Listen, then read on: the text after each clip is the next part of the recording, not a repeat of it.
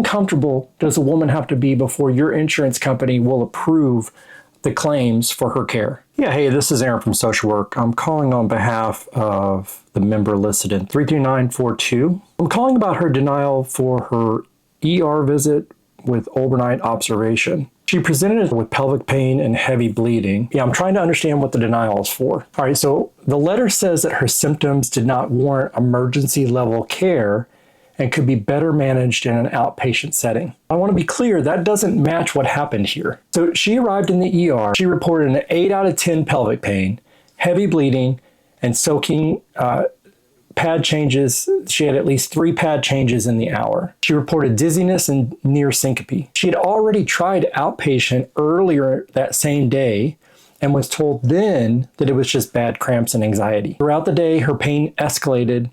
She continued to try to manage it at home until it got to a point where it just was unmanageable. Now, using your own emergency language, you use prudent layperson standard. Would the average person with those symptoms reasonably believe that they need immediate care? Heavy bleeding, 8 out of 10, the average person would believe that. There's more context to this than shows up in an algorithm. She's been told for years that pain is normal. It's a part of being a woman. She has a history of symptoms being minimized and not investigated. And by the time she came to the ER, she genuinely didn't know whether she was overreacting or was dying.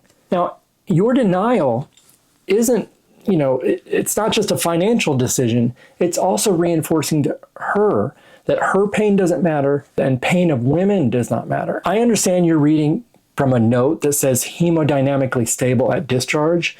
That is the goal of care she received, not proof that it was unnecessary. Look, the question is, at the time she sought emergency care, did the symptoms reasonably warrant evaluation for a serious condition such as torsion, hemorrhage, or ectopic pregnancy? And the fact that an OBGYN was consulted and chose to keep her overnight answers that question for you. She's still processing a possible chronic diagnosis. She's exhausted and anxious. Now she has to fight this appeal. How much pain does a woman have to go through? How much does she have to bleed? How much does she have to cramp? That's the real question.